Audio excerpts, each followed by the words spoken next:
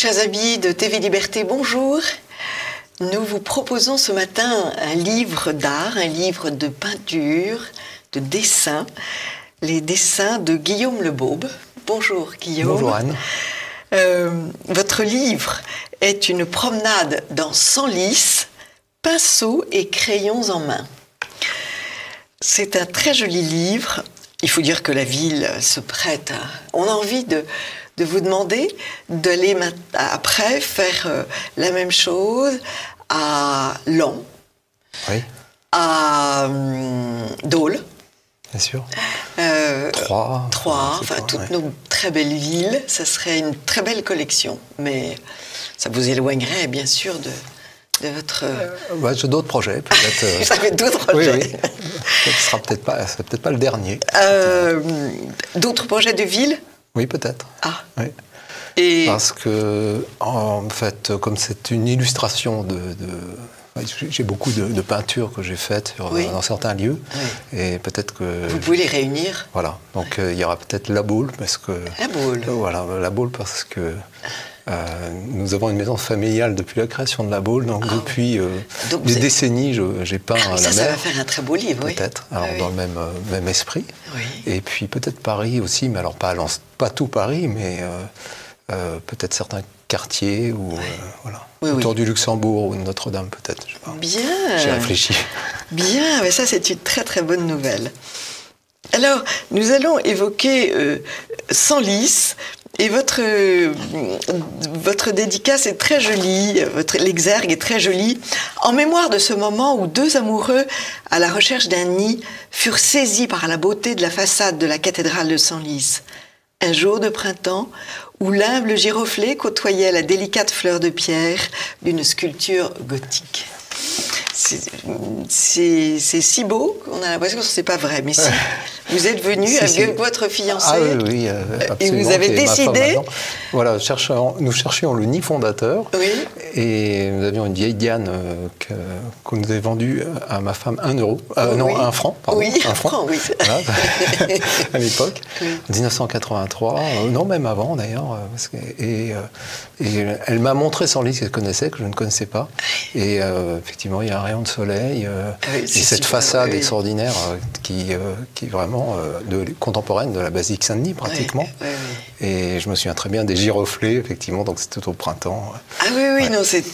Et d'ailleurs... j'ai eu un choc. Voilà. D'ailleurs, l'abbé qui a fait construire la cathédrale était un ami de l'abbé Sugère qui a fait construire Saint-Denis. C'est ça. Effectivement, il y a eu de grands évêques à Senlis, et l'abbé Pierre, enfin l'évêque Pierre, était un proche de Sugère. Si bien qu'il l'a assisté sur son lit de mort, et il est mort quelques mois après. Alors, cette promenade, d'abord le format à l'italienne. Voilà, à l'italienne, un peu comme un carnet à dessin. C'est comme un carnet à dessin. De voyage. Et propice à tous vos dessins. Mais à côté du dessin, alors, il n'y a pas que des dessins. Il y a des pastels, des aquarelles, des peintures à la détrempe, crayons graphite et acrylique sur papier. Et des peintures à l'huile. Et des peintures à l'huile. Je ne sais pas ce que c'est que les peintures à la détrempe. La détrempe, c'est tout ce qui est à l'eau. Donc, ça peut être des mélanges d'aquarelle et de gouache. Parce que la différence est essentiellement dans la transparence. Mais à la limite, l'acrylique, on pourrait appeler ça une peinture à la détrempe. Donc, c'est un terme ancien. Terme très ancien. Ancien, mais qui est pratique dans la mesure où quand on peut mélanger certains médiums, eh bien, le terme le définit proprement. Et alors, le pastel, rappelez ce que c'est que le pastel. Alors, le pastel, en fait, toutes les peintures, on parle de pigments, et ces pigments, en fonction du liant, c'est-à-dire qui fait office de colle, ça peut devenir soit de l'aquarelle, c'est de la gomme arabique, par exemple, ou de la gouache, ou par exemple du pastel. Le pastel, c'est avec une colle très légère, ça pourrait même être du lait, par exemple. Mais ça prend la forme d'un crayon. Alors, voilà, on en fait une pâte, comme son nom l'indique. À qui on donne une forme de crayon, une forme cylindrique, comme un petit tube. Alors, il y a des pastels secs, le pastel traditionnel, et le pastel à l'huile qui comprend un peu de cire et qui, effectivement, pourrait se mélanger avec de la peinture à l'huile aussi. Ça, c'est une invention plus récente, mais assez intéressante aussi, qui génère des couleurs très vives. Alors, vous avez une manière votre style de peinture est tout à fait étonnant parce qu'il est d'une certaine façon hyper réaliste en employant une expression très contemporaine. Mais vous n'êtes pas de l'école américaine des hyper-réalistes. Non, parce que c'est vraiment une photo qui est reproduite. C'est une photo, absolument. Mais c'est donc la ville de Senlis, ses chapelles, ses abbayes, ses couvents, ses châteaux, ses petites maisons de village, les remparts.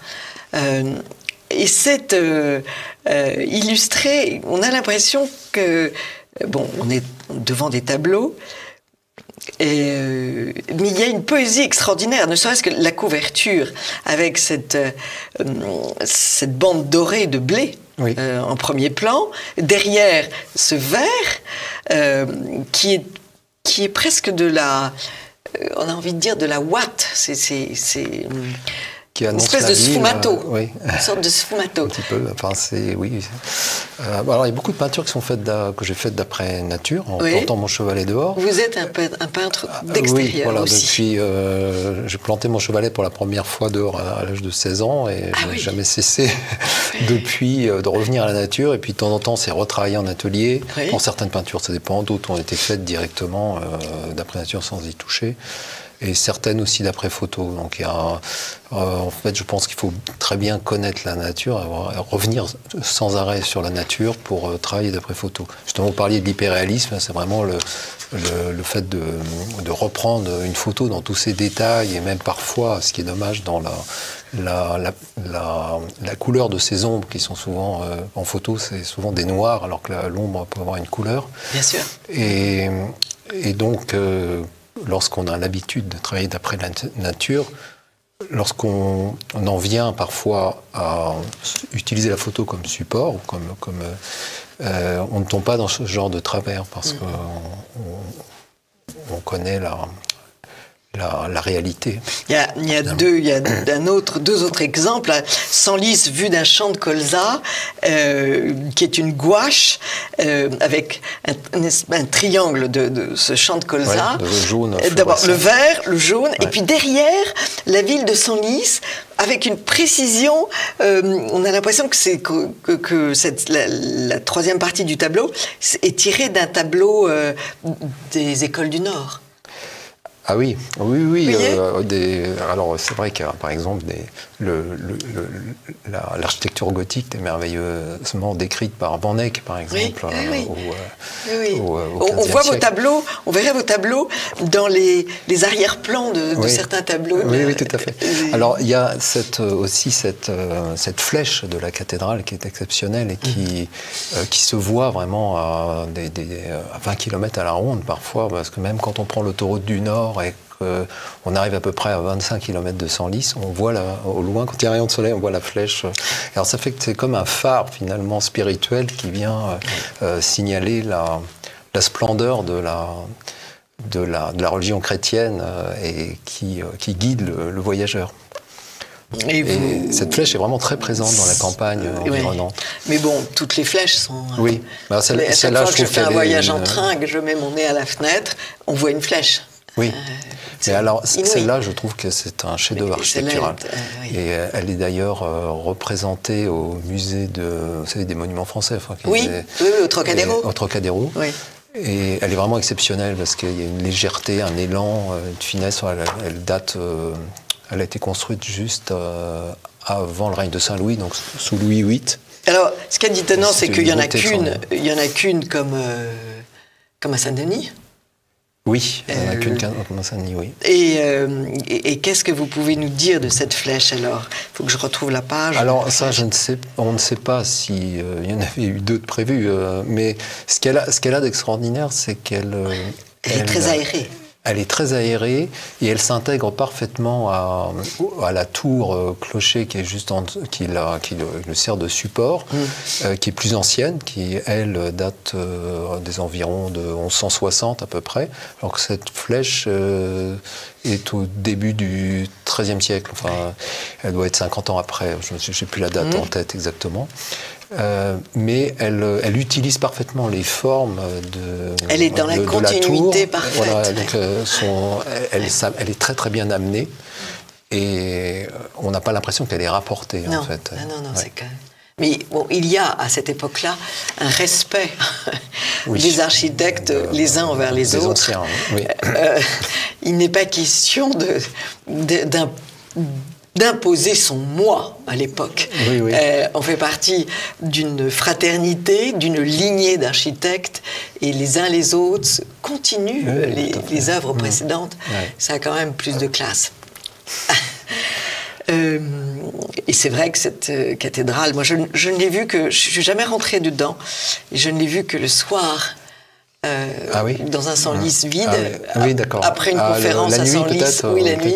Alors le portail aussi très impressionnant. Le portail est beau aussi. Le portail, donc, c'est un des premiers portails, c'est même le premier qui d'abord génère le mouvement dans l'architecture gothique, parce que les statues, vous voyez que les statues colonnes qui doivent supporter les piliers, qui avaient une fonction de support, précédemment dans leur armement, là sont indépendants et se mettent en mouvement. Donc les sculptures qui les décorent sont tout en mouvement.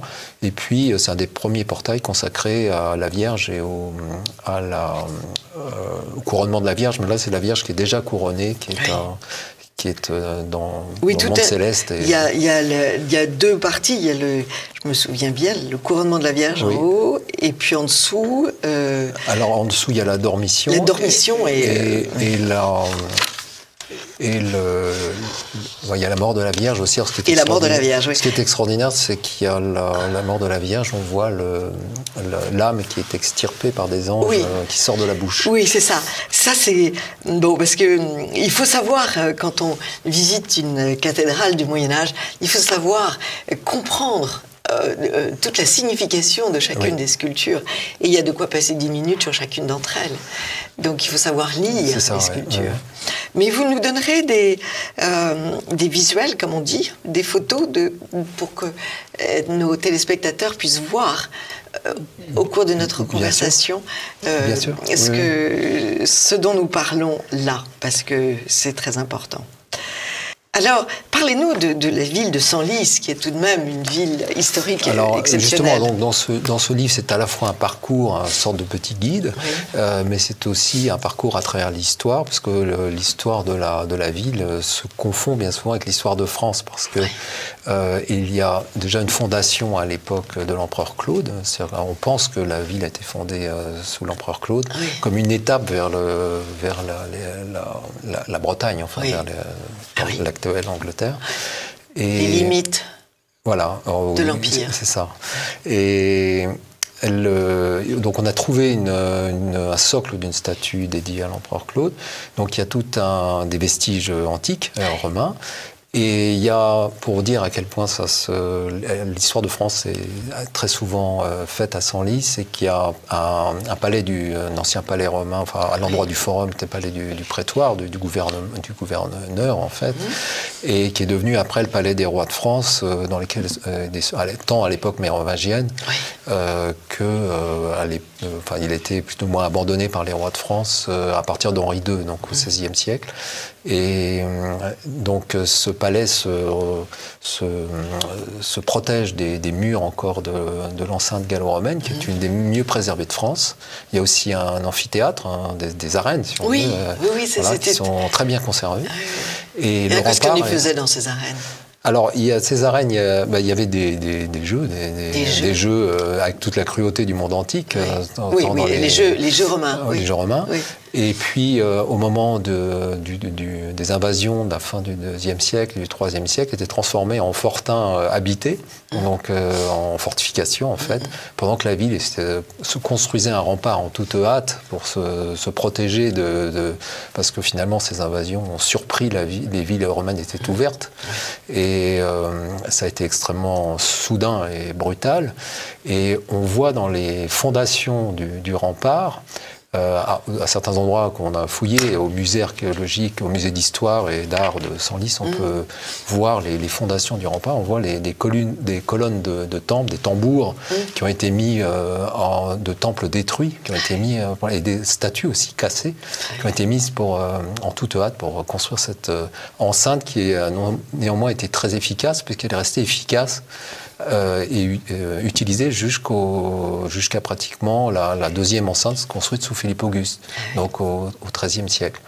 Et elle a repoussé les assauts des Normands au IXe siècle, donc elle est restée très effective. Et ce palais, dans lequel beaucoup de décisions ont dû se prendre, et se sont prises effectivement pour la France, et était protégé par ce rempart. Il y a, Charlemagne est descendu, Charles le Chauve beaucoup aussi. Et puis il faut parler de Anne de Kiev. Anne de Kiev, alors qui a fondé une abbaye, oui. Qui est donc la fille d'un empereur russe. Oui, c'est ça, du grand-duc de Russie, je crois. Russie, oui. Et qui épouse Henri Ier. Oui.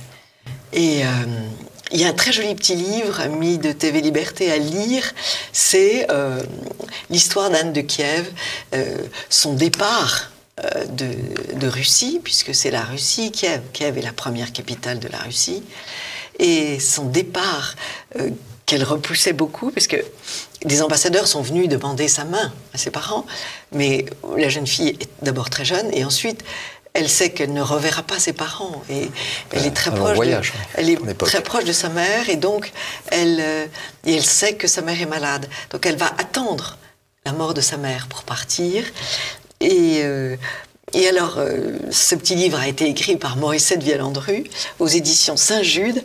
Et alors, elle raconte les cadeaux qu'a apporté l'ambassadeur de France et ce qu'elle elle-même apporte à la cour de France. Et c'est d'une vivacité, c'est un petit livre merveilleux. Alors justement, elle a fondé une abbaye à partir d'un sanctuaire qui existait déjà, consacré à Saint-Vincent. L'abbaye Saint-Vincent à Senlis, qui est encore très bien conservée, parce qu'elle a servi, comme beaucoup de bâtiments que la Révolution a épargnés, c'était pour en faire des prisons ou des casernes. Oui. Donc là, ça a été le cas. Et qui maintenant a un lycée. Et qui maintenant a un lycée depuis les années, je crois, 1830 à peu près. Donc, donc ça, c'est quand même inouï. Presque 200 ans. Où un poète est venu et a dit, c'est là que j'ai appris, c'est là que l'on m'a appris le beau et le bien. C'est ça, tout ce qui est beau, tout ce qui est bien. Oui.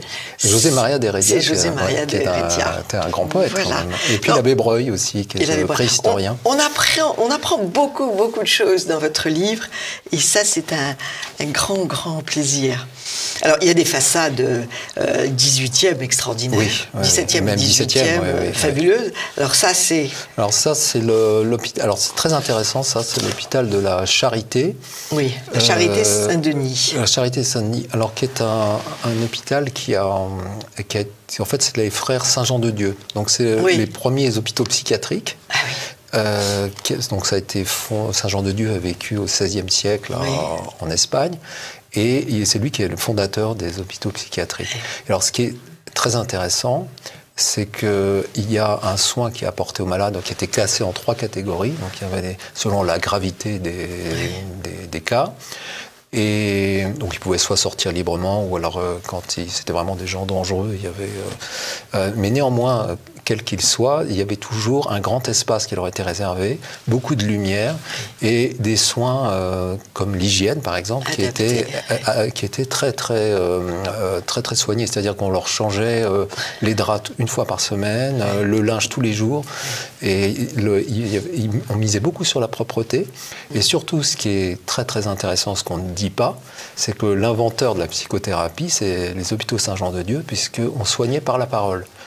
Donc il y avait à la fois des soins des exercices spirituels, puisque c'était religieux, comme tous les hôpitaux de l'Ancien Régime. Qui ont en effet un effet psychique. Bien sûr, oui, ça donne un sens à la vie.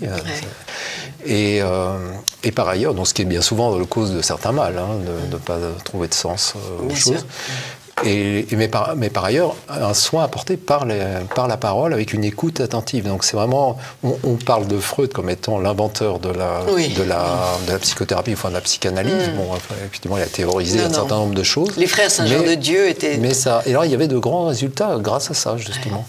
Et il y en avait un autre à Paris, et celui de Senlis avait une meilleure réputation, était considéré comme d'abord très bien géré, et d'une très grande propreté. Voilà, d'après les archives, on a tous les comptes, et on sait quand étaient changés les linges, etc. Et alors, c'est là que la ville de Senlis avait mis toutes ses archives juridiques. Oui, alors il y a... Et elles ont brûlé en 1914. Comme tous les bâtiments hospitaliers qui étaient tenus par des ordres religieux sous l'Ancien Régime, et qui étaient d'ailleurs dont les soins étaient gratuits, ont été supprimés à la Révolution. Oui. Et merci donc, ça la Révolution.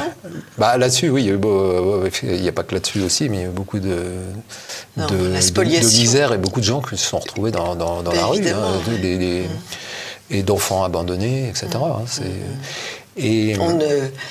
Je crois que notre société n'a absolument pas pris en compte tout le bien qu'a fait l'Église à la société française pendant des siècles. Oui, d'ailleurs on le voit c'est ce que je vois qu'une ville comme celle-ci sur laquelle j'ai beaucoup travaillé, on voit la place énorme qu'ont eu certains évêques, et tous les oui, il y a celui qui va soigner les pestiférés.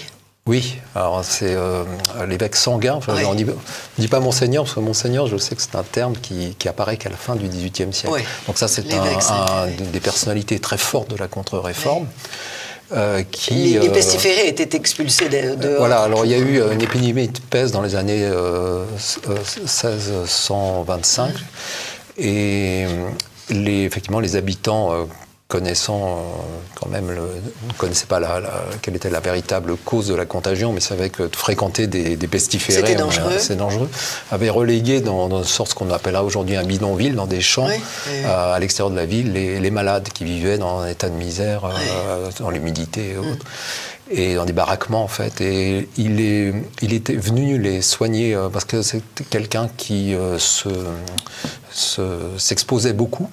Mais les malades les plus repoussants, ceux qui se sentaient mauvais, qui avaient des plaies gigantesques, il les soignait lui-même, et parfois épongeant avec son mouchoir. Au dur de ses contemporains, il vivait comme un saint. Et il est allé effectivement assister ces pestiférés et aidé d'un moine capucin.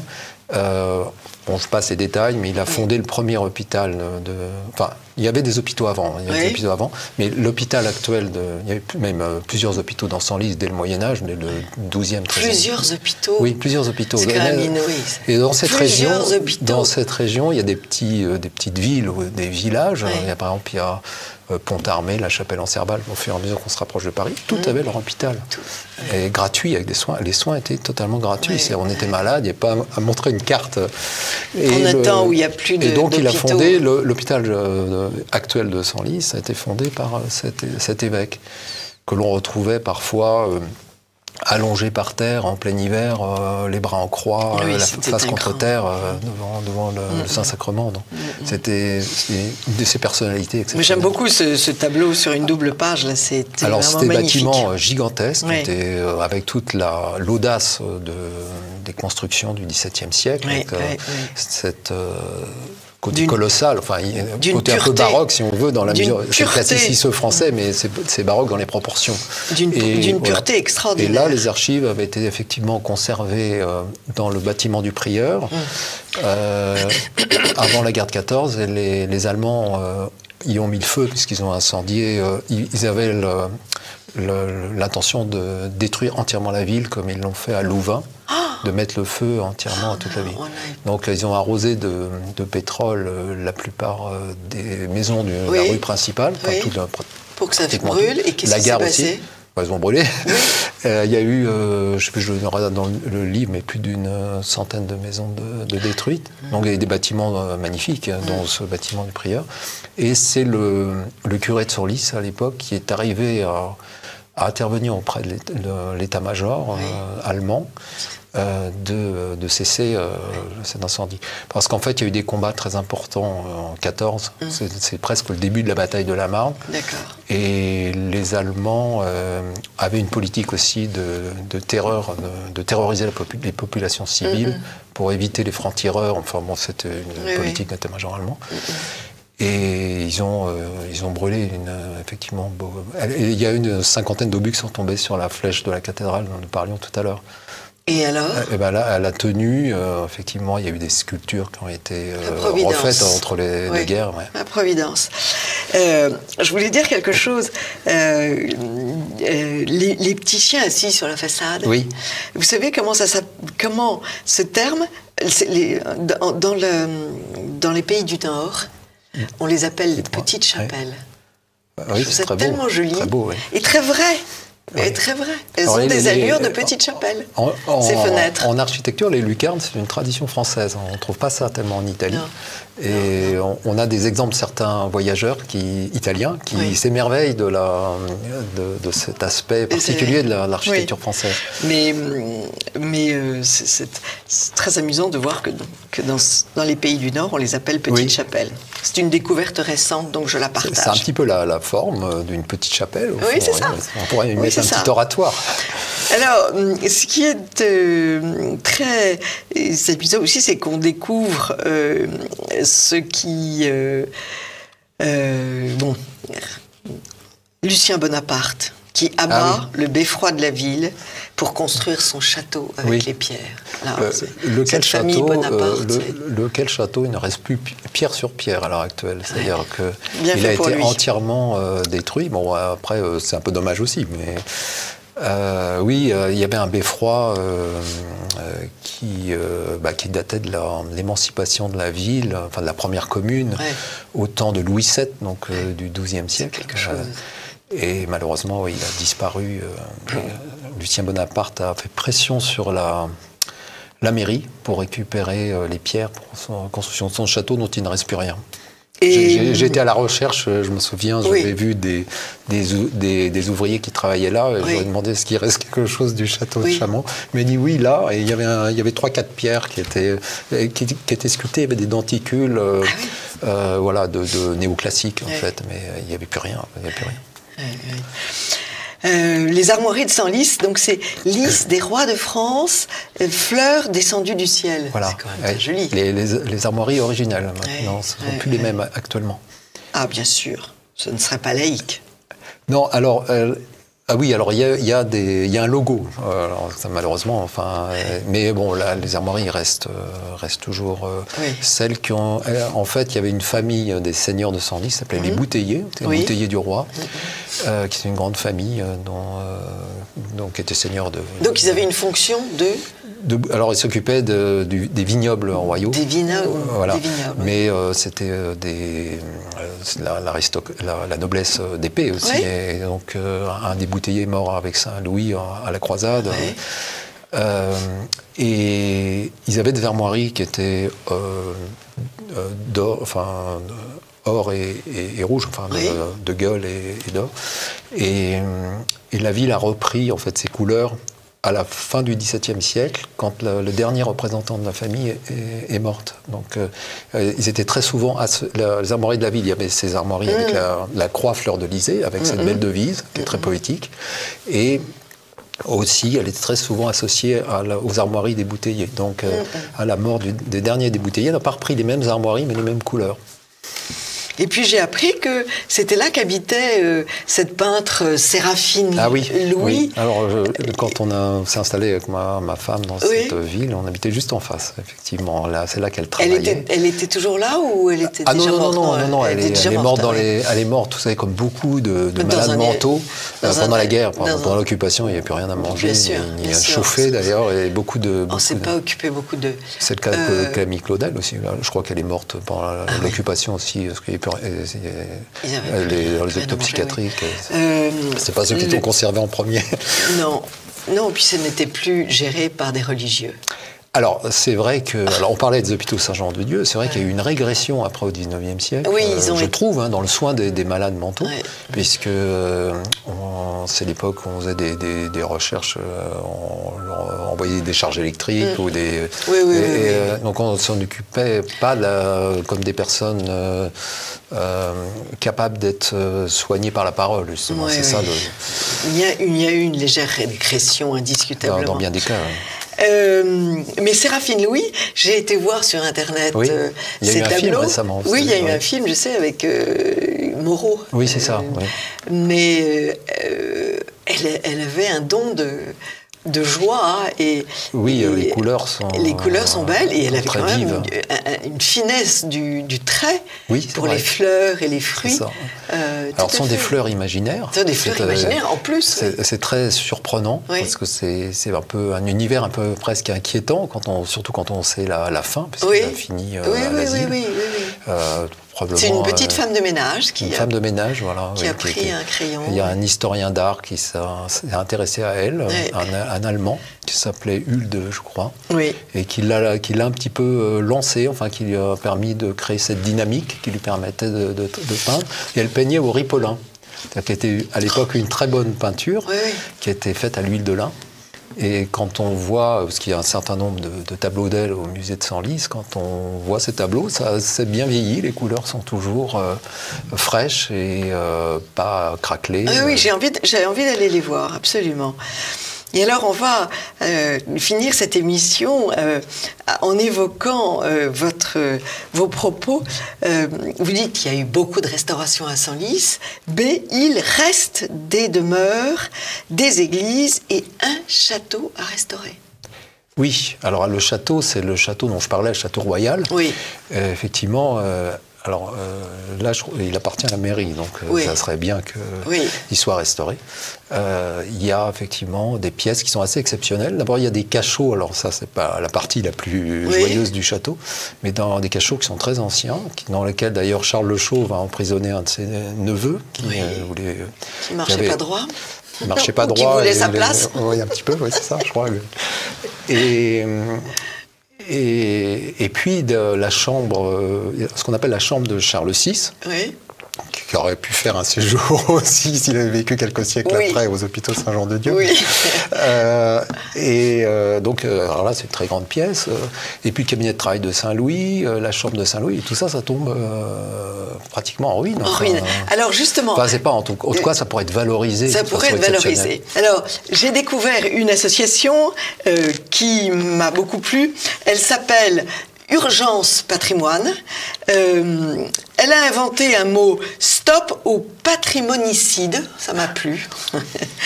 Et ce sont des gens très dynamiques qui suggèrent aux villageois, aux citadins, aux campagnards, quand ils voient quelque chose qui tombe en ruine et que ça les désole, de prendre des photos, de les envoyer à cette association, donc Urgence Patrimoine, et cette association enverra des hommes et des femmes pour étudier les éléments à apporter, l'aide à apporter, et proposera des solutions qui ne sont pas forcément les solutions royales avec des architectes du patrimoine, des artisans ultra sophistiqués, mais très coûteux, qui se placent donc complètement en dehors des possibilités des petites mairies, des petites villes. Donc j'ai voulu vous souligner ça. Ils ont des résultats, ils ont réussi à sauver un certain nombre de maisons de village, de moulins ou d'églises. Tant que c'est pas effectivement il n'y a pas l'obligation de passer par des architectes du patrimoine. Non, quand les monuments ne sont pas classés. Voilà, il y a tout un patrimoine. Mais c'est une piste d'action que j'ai trouvée belle. Je prendrai l'adresse. Voilà. Urgence Patrimoine, stop au patrimonicide. J'ai beaucoup aimé ce. Oui, c'est pour ça. C'est aussi le but de votre émission, de ce genre de livre, c'est de montrer les richesses. Vous allez vous régaler, chers amis de TV Liberté. Parce que ça c'est une très jolie peinture aussi, ancienne maison, aujourd'hui disparue. Oui. Alors justement, c'est un patrimoine qui aurait pu être sauvé. Mais là, le propriétaire l'a volontairement foutu par terre d'ailleurs. Mais il faut freiner les propriétaires parce qu'ils sont quelquefois alors souvent, c'est comme je cite certains monuments qui sont en danger. Je rends hommage aussi aux belles restaurations qui ont été faites. Oui. Et dedans, il y a 2 églises exceptionnelles qui sont l'église des Carmes, qui est un bâtiment en transition entre le gothique rayonnant et flamboyant, et qui est le seul église de la Charité Notre-Dame, qui est le couvent des Billettes à Paris, qui est l'autre, qui subsiste. Et qui est en ruine, parce que le toit est à ciel ouvert, etc. Et là, c'est un propriétaire privé, je crois, qui habite à l'étranger. Enfin, donc c'est difficile de... je sais pas. Enfin, je crois qu'il y a des mesures de sauvegarde d'urgence pour les monuments historiques, normalement, ont été faites. Et une autre église, l'église Saint-Aignan à Senlis, qui est aussi en très mauvais état, et qui est aussi un bâtiment privé. Donc, alors, le château dont je parlais, c'est la mairie. Donc, on peut avoir bon espoir que... Bon, ça sera coûteux, mais on peut se faire petit à petit. Le beau est coûteux. Mais le lait aussi.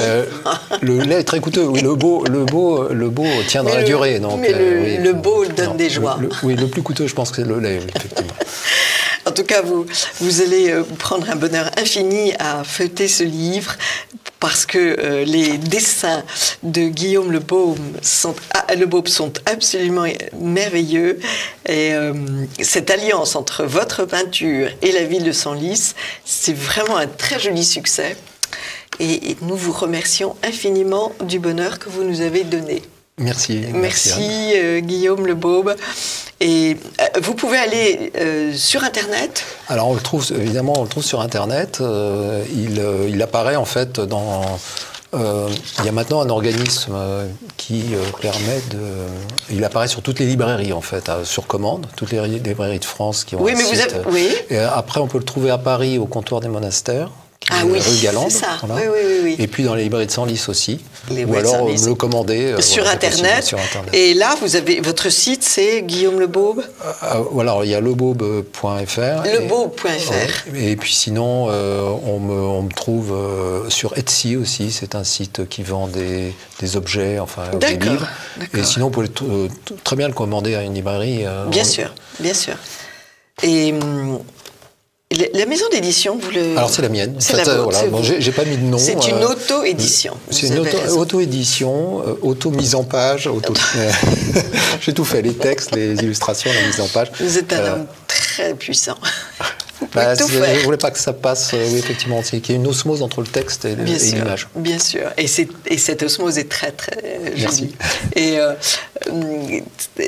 j'aime tout dans ce livre, y compris les dessins en gros plan de ce qu'on ne voit jamais dans les églises, parce que c'est très haut, de tous les monstres, les anges, les petits personnages sculptés que vous nous rendez très proches.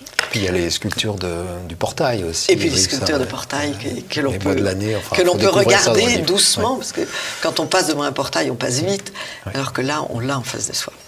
Merci infiniment, c'est moi qui vous remercie, Guillaume Le Beaube, de faire partager vos dons avec TV Liberté.